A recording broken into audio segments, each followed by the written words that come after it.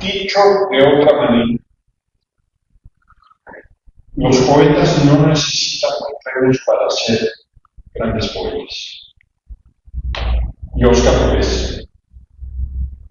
Nosotros sí lo necesitamos a él para entender la poesía en su más pleno sentido.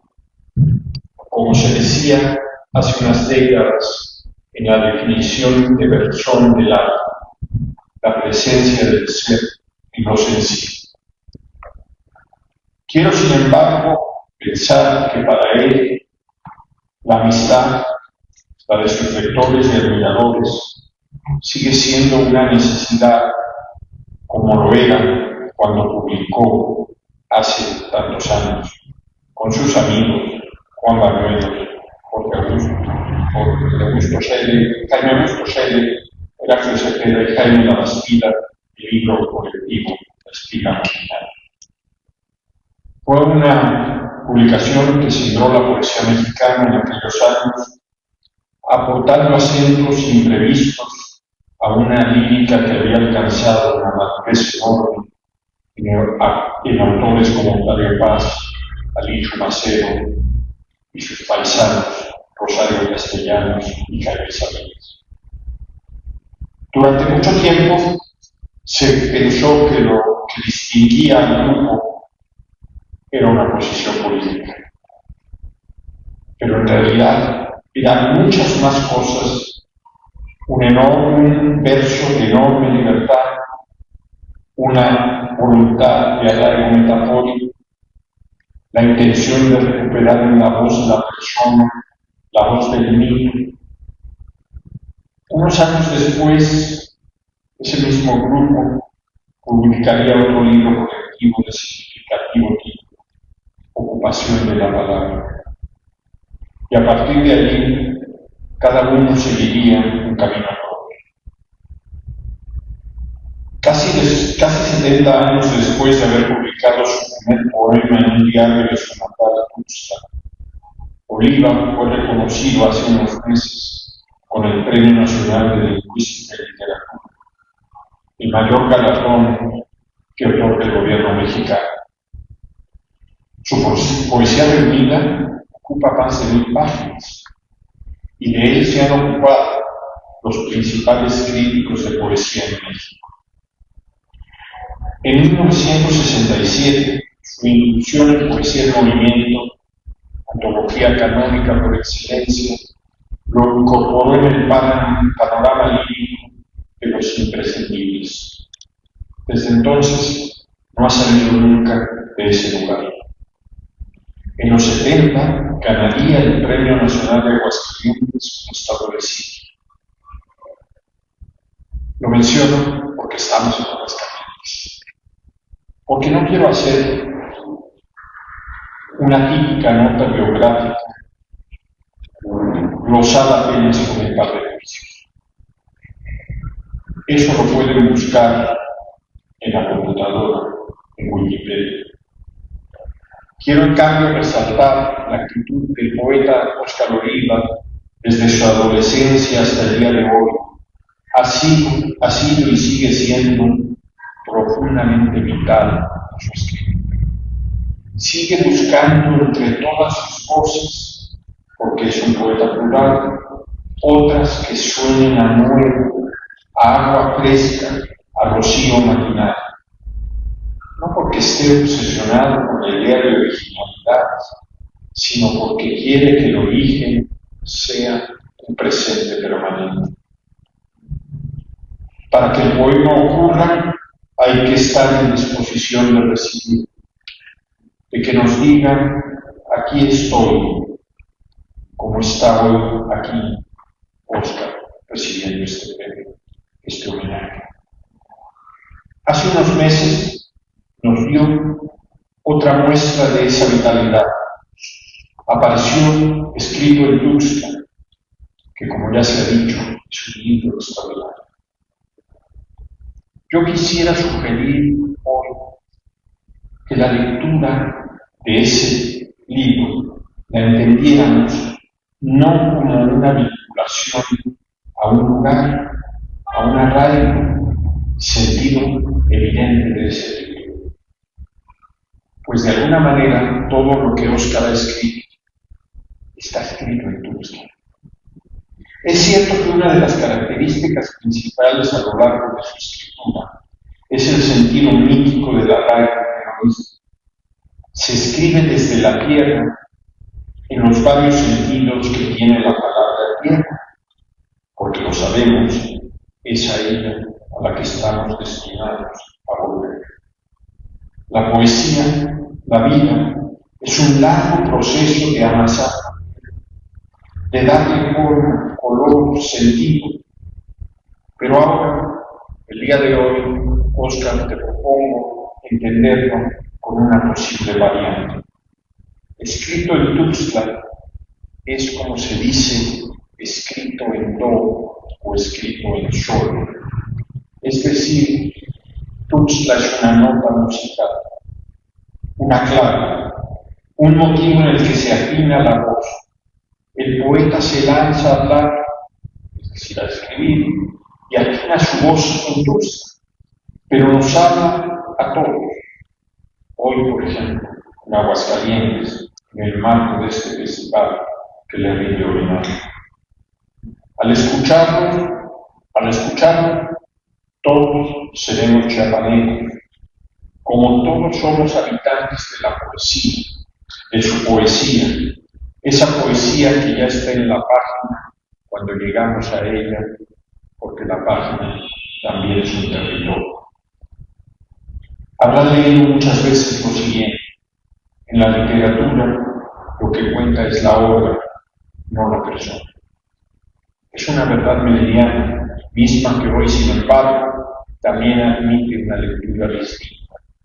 Hoy nos interesa la persona, ese Óscar Oliva al que homenajeamos por su escritura, y hacia aquí demostramos nuestra admiración y nuestro respeto.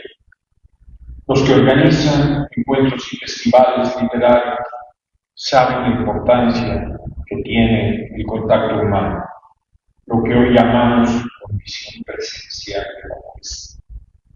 Ver los gestos del poeta al leer sus textos, oír si se le quiebra la voz o si se reconstruye la emoción de sus escuchas.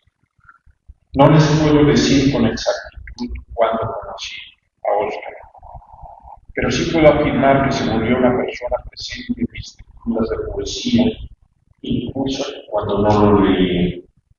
Es una manera en que el presente no se desvanece en el pasado, sino que permanece presente en eso que llamamos futuro, sin saber bien a bien qué es. Por ejemplo, cuando leía escrito en Tuxtla, en estas últimas semanas, me pareció oírlo con su voz, con su acento, su tono. No es que necesitáramos confirmar su calidad de poeta, sino que nos deja sorprender que un escritor se reinvente a sí mismo sin complacerse en su viejo acento cuando parecía ya haber cerrado su obra con iniciaciones.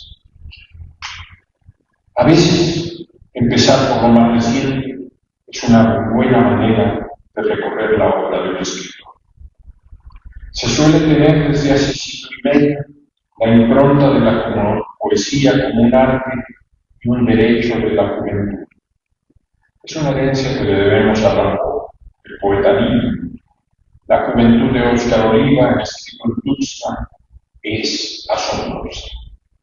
Sigue siendo el poeta de hace 70 años, nada más, que se ha vuelto un maestro. Entonces se quería parte de una mazorca en su reino. Allí, del otro lado de la frontera, muy cerca de Tuxtla, Miguel Ángel Asturias escribió Hombres de Maíz.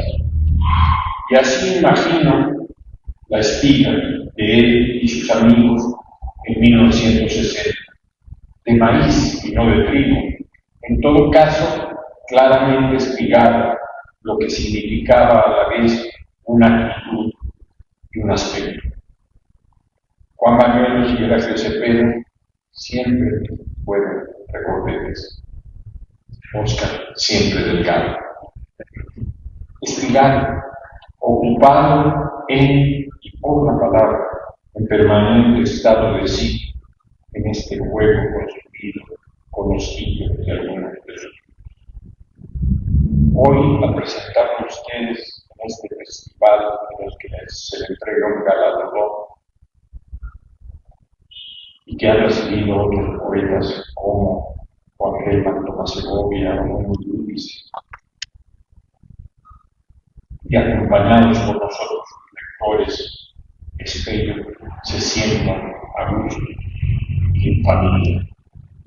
Felicidades, queridos. Muchas gracias.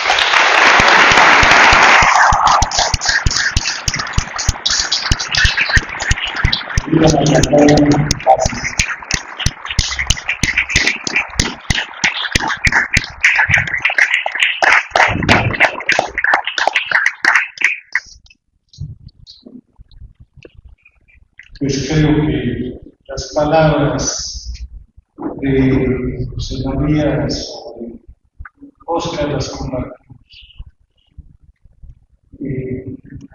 Me une una amistad con Óscar de 50 años. Yo quiero primero, antes de eso, agradecer a las instituciones a las que somos organizadores, el Seminario de Cultura Mexicana, Arte y Cultura, y agradecer muy especialmente a la ciudad de Aguascalientes, que se recupera como sede, que nos recupera como sede, que nos inventa otra vez el encuentro de poetas. Agradezco mucho al maestro Alejandro Vázquez Zúñiga que haya hecho posible esto. Y agradezco con el alma a mi amiga del alma, Sofía Ramírez, que tiene gracia, tiene talento, tiene organización, sabe tratar desde los máximos detalles hasta los mínimos detalles, como debe ser una gente que organiza esta suerte de cosas, y desde luego a su formidable equipo. Óscar, ¿qué puedo decir de Óscar Oliva? Voy a tratar de resumirlo al máximo. Es un hombre entrañable. Es un intelectual, siempre lo ha conservado, un intelectual que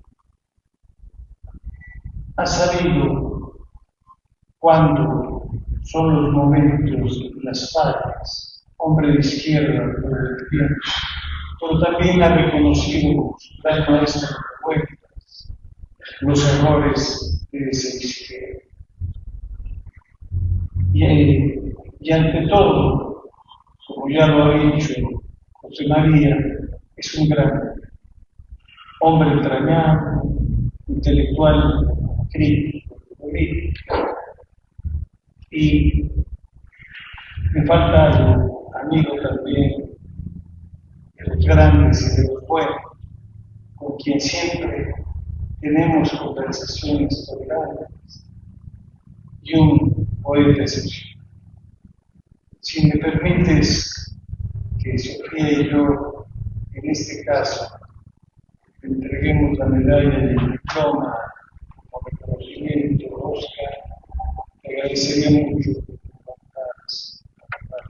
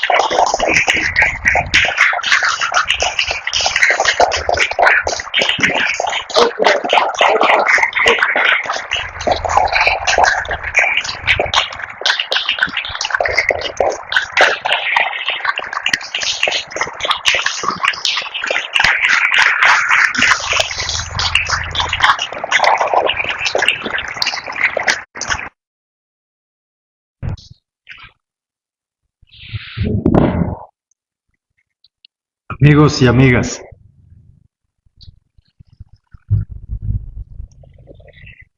mi padre me decía que lo mejor de la vida era ir acompañado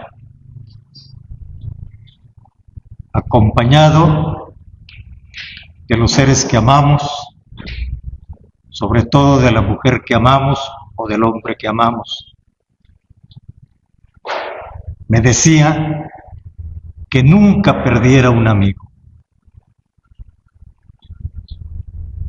que únicamente los amigos se pierden cuando se mueren,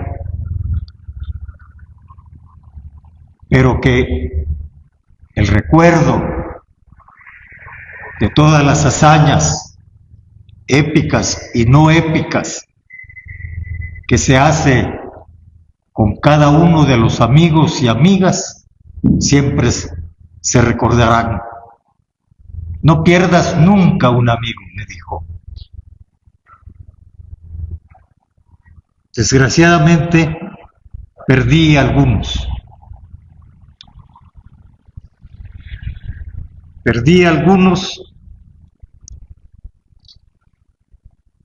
Y por diferencias inútiles, que ahora me siento avergonzado. Diferencias políticas, imagínense.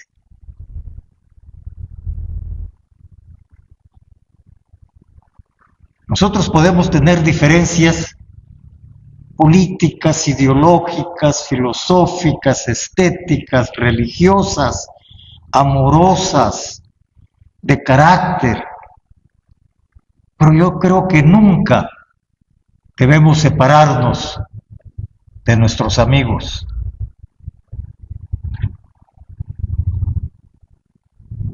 Lo hice con uno que quise mucho y que fue mi maestro desde que yo era adolescente. Pero en fin, son cosas ya con las que no se puede regresar ni remediar. Estoy verdaderamente emocionado, pero al mismo tiempo, y esta emoción es de alegría y de felicidad. Porque este encuentro me ha hecho conocer amigos que seguramente iremos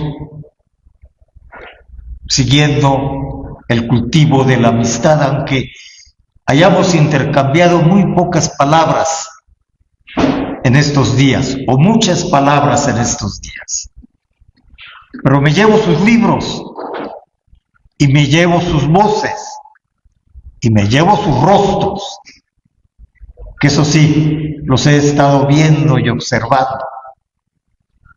Bellos rostros de todos, y bellos rostros de todas.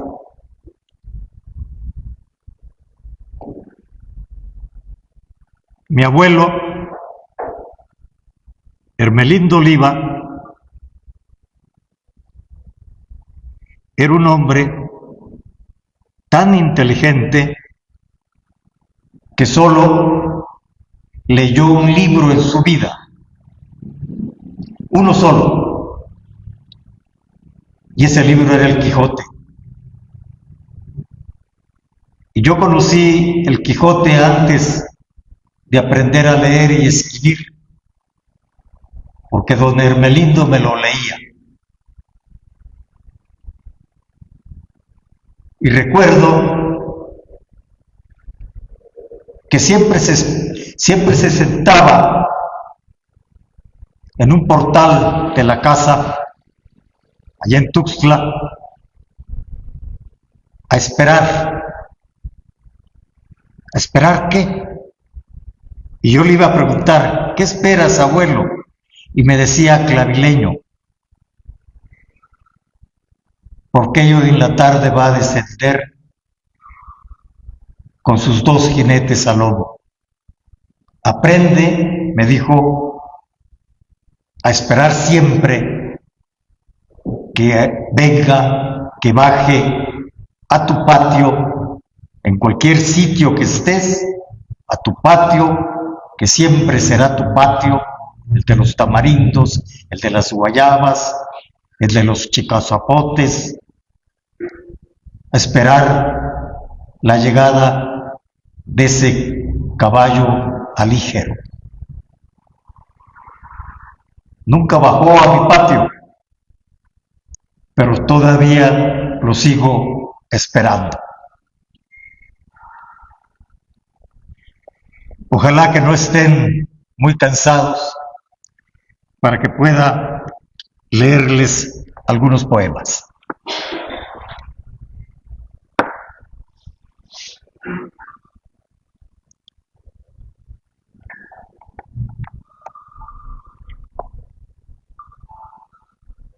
Al volante de un automóvil por la carretera panamericana de Tuxtla a la Ciudad de México.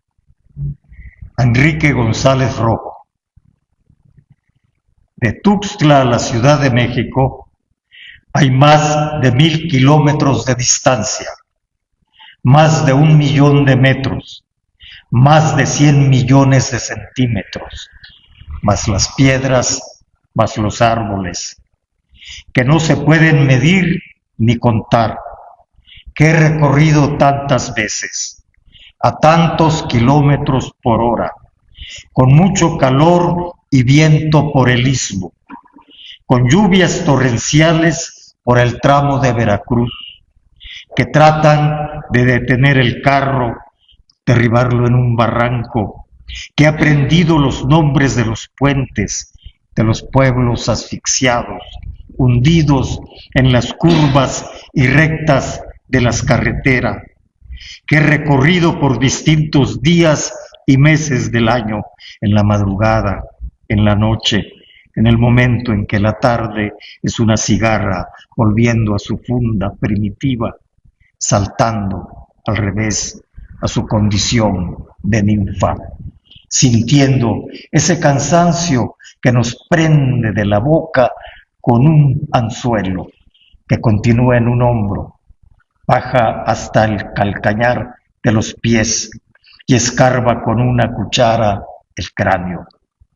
Todavía siento, cuando voy caminando de un lugar a otro, en esa trepidación de vida y muerte a la que nos empuja la gramática o la cólera, de regreso a casa, abriéndome paso con un pico y una pala, o cuando estoy sentado en una silla, o cuando acostado entre las piernas de la que amo, ese cambio de velocidades, el esfuerzo del automóvil al subir una montaña, entrar a ese nudo de raíces, el leve mareo al descender y la velocidad que nos hace tragar el paisaje o a nuestras palabras.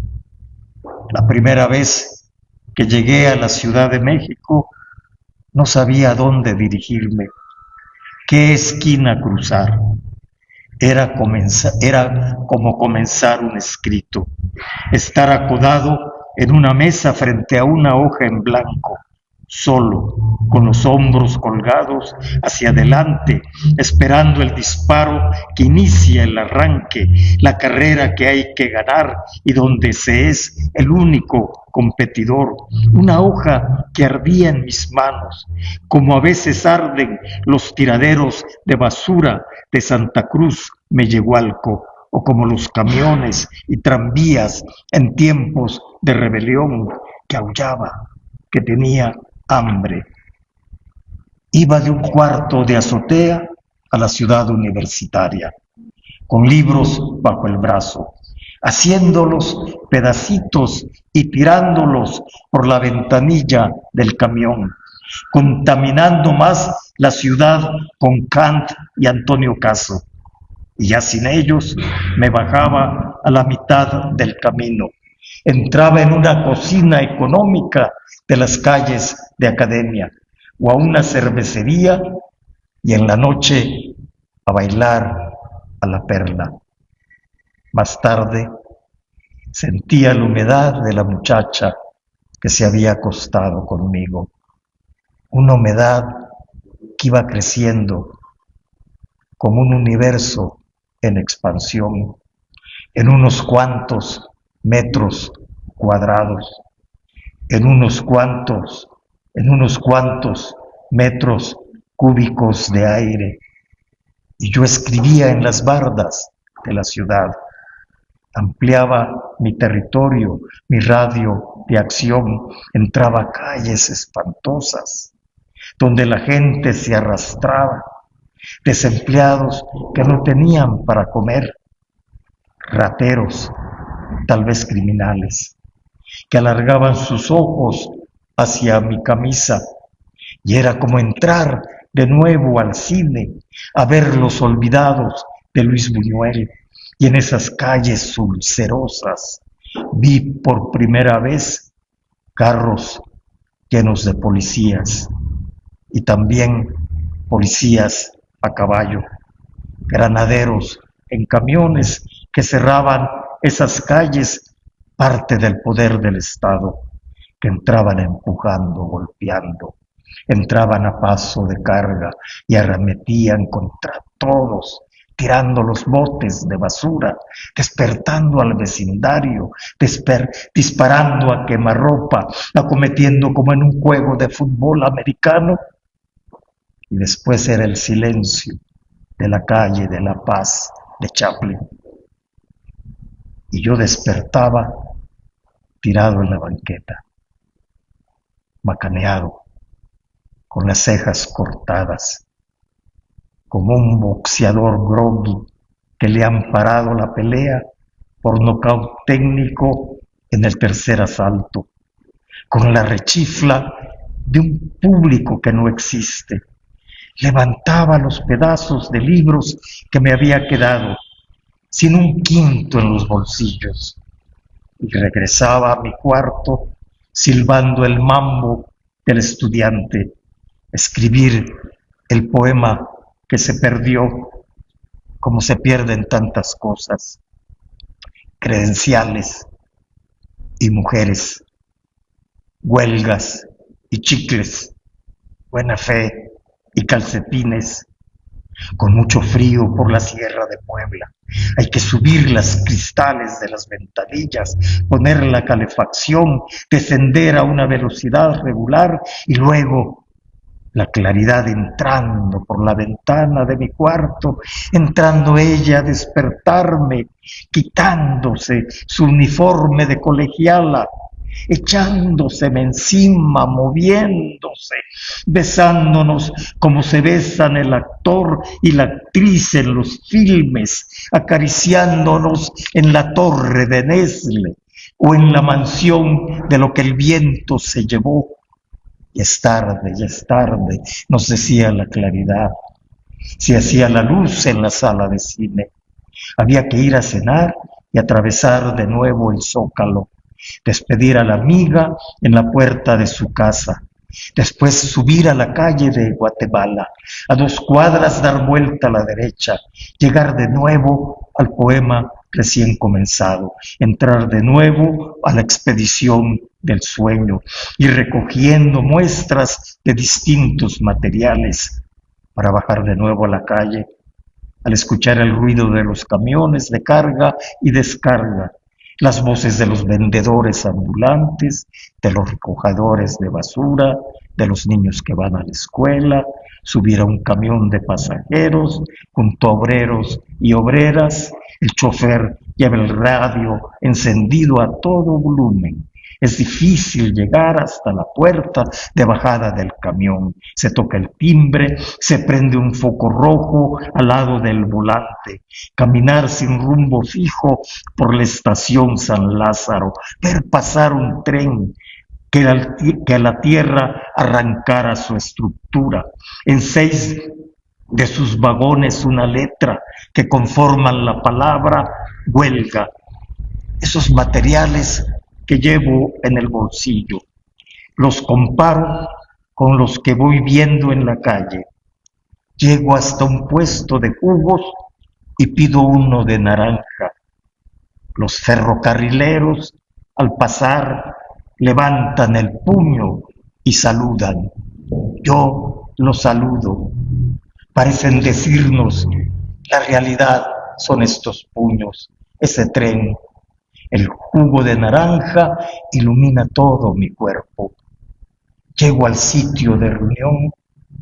Los 5 poetas están sentados alrededor de una mesa. Alguien lee un poema, yo los observo. Tienen la edad que yo tenía cuando los conocí, pienso.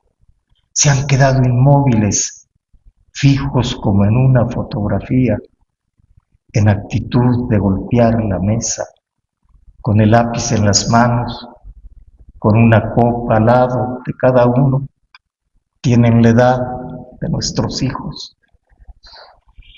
edad que ha pasado vertiginosamente, tal como el descenso por las montañas de Oaxaca, donde parece que la carretera engendra otra carretera, donde el menor descuido puede llevarme al precipicio, donde parece que los frenos no responden, se ha perdido el control del auto. Llego hasta la fotografía y la cuelgo en una de las paredes de mi casa. Llego por primera vez a la Ciudad de México. Soy un hombro más de la multitud al dar un paso. Gases lacrimógenos me hacen rabiar. Trenes descarrilados o incendiados en las terminales, las vías levantadas y el ataque del ejército, policías y granaderos en formación a paso de batalla. El zócalo reducido a un culatazo en la frente. Vendrán otras batallas, nos decía José Revueltas. Los ferrocarrileros pasan frente a mí, levantan el puño y saludan. Salen de una cárcel para entrar en otra. Pasan a la ilegalidad, a sus escondrijos. Tomo nota, apunto todo esto. No soy más que un cronista que ha visto caer a sus amigos, que ha enterrado a sus muertos, que se ha bañado de viento, lleno de contradicciones y fantasmas, de asperezas y afirmaciones. Con la espalda remendada tantas veces, de nuevo amando, avisorando el futuro, que es tan difícil retener en el lente del telescopio, negando ese futuro, de nuevo odiando, de nuevo comenzando, en fin, iniciando el viaje, partiendo del mismo lugar, de luces, cambiando de velocidades, atento al los limpiadores del parabrisas, vigilando la aguja que marca el contenido del tanque de gasolina, bajando a gran velocidad, en fin, hasta llegar al lugar donde estoy sentado escribiendo, al final de todo, esperanzado, frenando bruscamente para no atropellar todo lo que llevo escrito y a mí mismo, para continuar ascendiendo y descendiendo.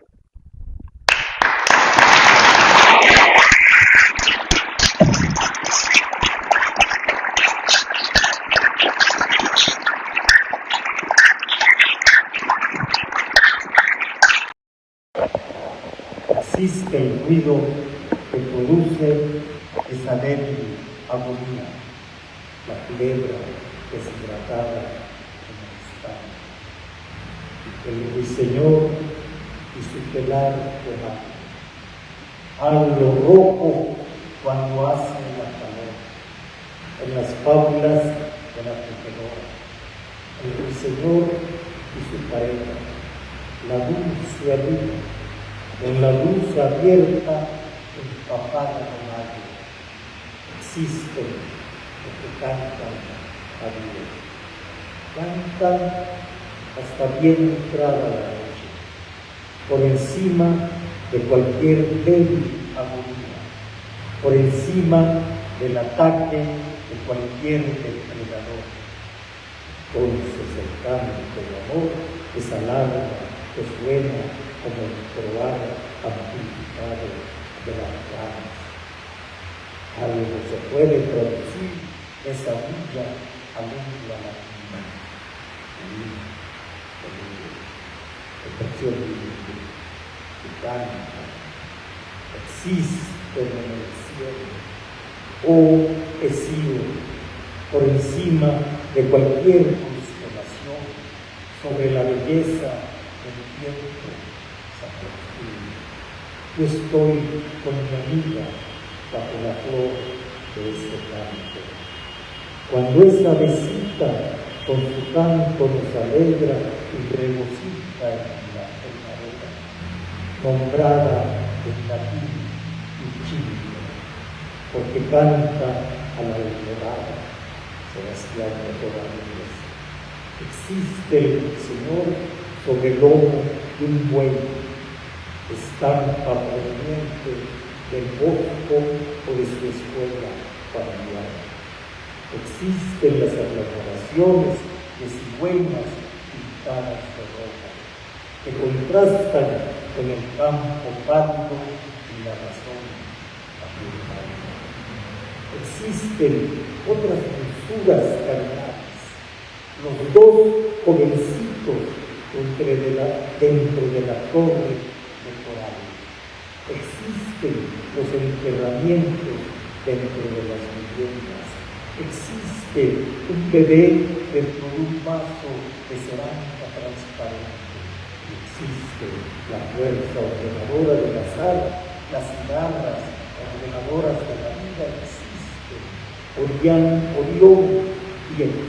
Orión y existe Inger Christensen y su silla amorosa, giratoria, fija en el vuelo.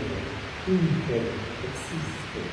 Traducciones al danés del lenguaje de los señores del nuevo mundo. Existen padres muy jóvenes. Cuando existe el país disciplinado de cigarras de la pobreza, existe la estrella verde. Al esperar que 250 millones de años, la fuerza del instinto, el esperar para trasladar esa fuerza a otros 250 millones de años. En esos millones de años, el Señor casi ha perdido la respiración, atado a la fuerza de la flor helada, tallada a mano como las estrellas lascas en el estanque de la flor profunda, estrecha, vacía para decir. Los trovadores existen, escriben para no ser sonados ni leídos. A veces existen en el sueño, aparejados en el sueño, igual que parejas de ruiseñores. A veces existen en el sueño. Cuando la culebra ordeñadora de mujeres recién paridas se deshace, hidrata en el estanque, mete la punta de la cola en la boquita del bebé para que no llore. Entre los peces que han esperado fuera del estanque celeste, la agonía del cielo, la agonía de la bugambilia blanca, la agonía de la bugambilia roja, la agonía débil de los desiertos, la agonía débil de los resucitados. Existen los fusilamientos, las cosas comunes. Hesíodo dijo, no hay lugar para los tiranos ni para el que habla con torcidas razones. El huésped asesinado por el hospedero existe. Existen los que honran al ejecutor de crímenes, cosas que hablan con torcidas razones. Cada uno saqueará la ciudad del otro. El pueblo termina pagando la locura de los reyes, reyes, dragones de los cetros. expertos criminales sentados en sillas de criminales. Cuando desplegan 40 noches y 40 días ocultas, reaparecen al apilarse el hierro. El comienzo en la vida de Roma, otra vez las ciudades, las mal amadas ciudades existen. El futuro, la vinagre, la dulceína, yo la veo, la oigo, repito, dicen, las bombas atómicas existen, no puedo leerlo, es como Orión y Sirio, como las Pléyades a la orilla del cielo. La veo en mi cama de tierra que existe, en los muertos que existen. Son ideas del último momento. En mí este comienzo primaveral sin cabalgadura nunca va a terminar. Un comienzo de caballo sin freno. La novela íntima que crece entre paredes de campo negro sin testigo. Estoy con mi amiga bajo la flor de ese canto que va a durar miles de millones de años. Nos movemos como plantas acuáticas en el estanque, como culebras hidratadas, o bombilla vigilante del verano. Recoge todo el trabajo de beber, desnudo hacia la sierra, desnudo la desnudo cielo, no irnos contra la con las vergüenzas manchadas de ser sigue. Las diferentes ciudades, alzada en el arco, difunde su agudo cantar insistente, al afilarse el invierno bajo las alas, el símbolo existe, cuando Dios visite, cuando las playas, muy abajo del cielo, ese techo tranquilo, las plantas acuáticas abajo del firmamento, permanece en silencio. Ellas tratan de decir su nombre al final. 13 de mayo por la tarde.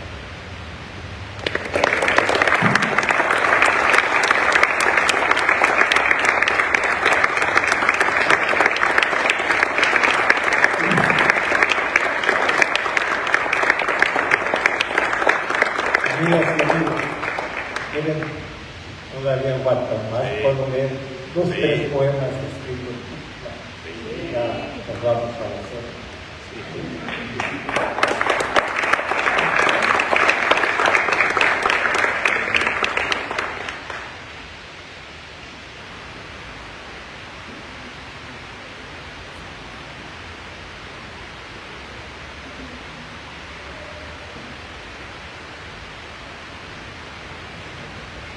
¿Quién no ha sufrido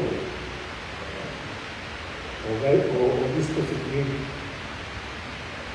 enfermedades terribles?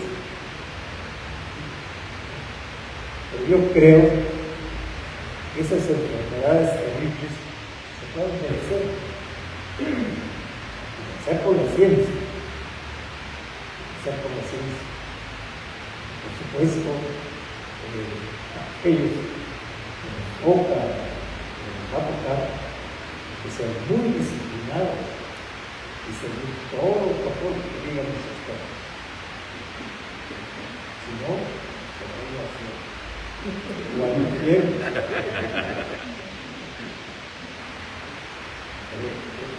¿Quién me pide la fe?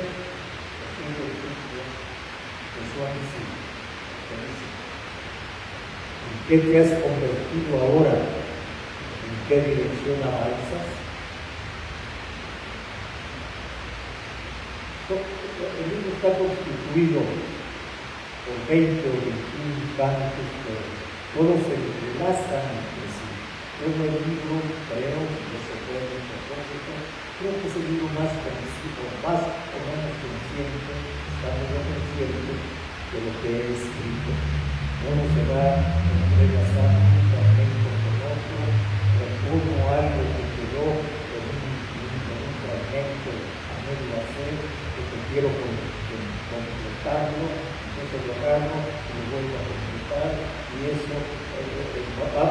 creciendo o va decreciendo como una fuga de bar o como un tambor de Chiapas que se va calmando cuando las fiestas religiosas se van acabando.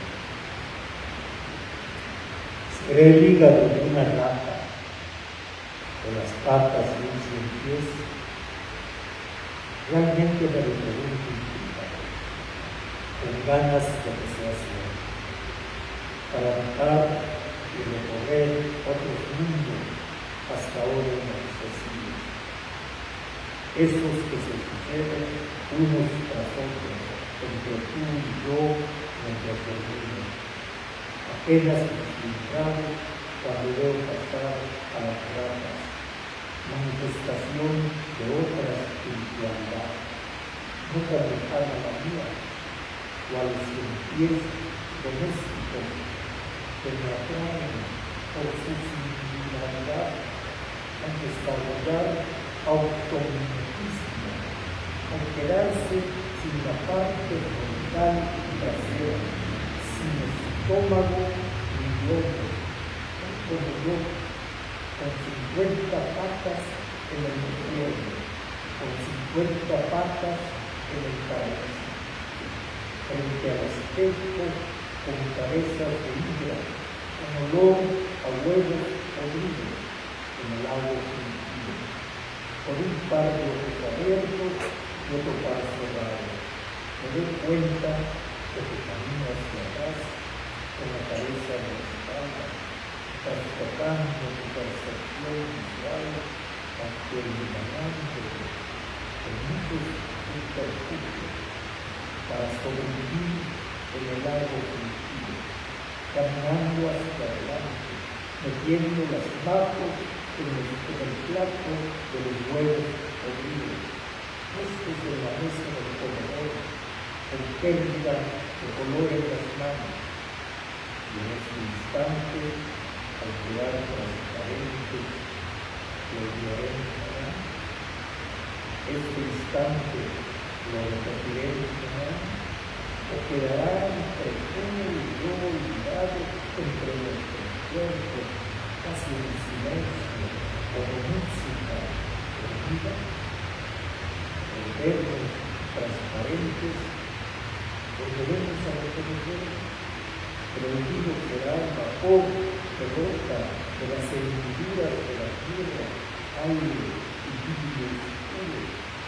Tú y yo aire bajo la piel rasposa, sin saciar el dormir, aletas en las patas, no podemos tocarnos tan transparentes. En las hendiduras de nuestra piel brotan vapores circulares, otra naturaleza de vapores, nuestras incesantes repeticiones, la respiración ocupada por el amanecer, lo que se parece a mí. Hierro 6 centímetros de estatura, nieve en el calor del día, en el golpe de calor, espejo en el barro.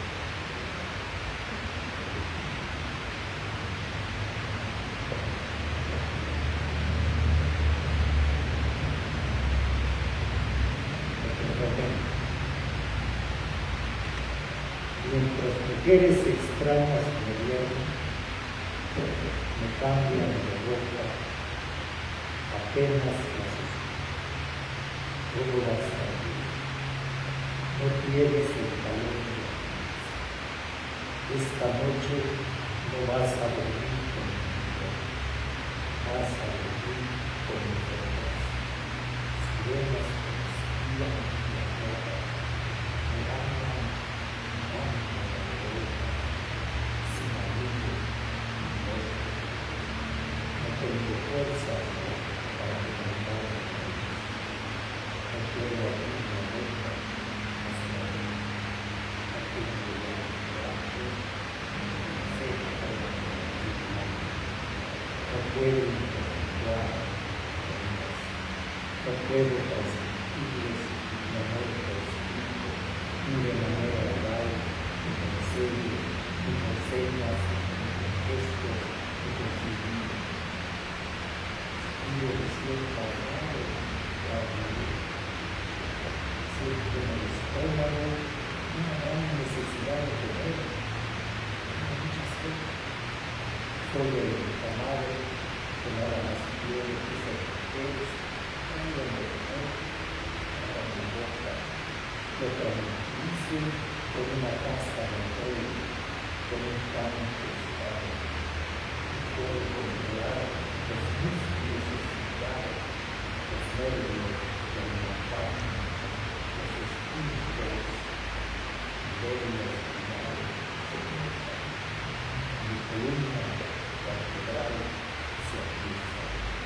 Al estirarme, y los asientos de la cabeza, exploro el todo integral, con el dedo índice y el silencio, con movimiento de ojos, de cejas y de silencio.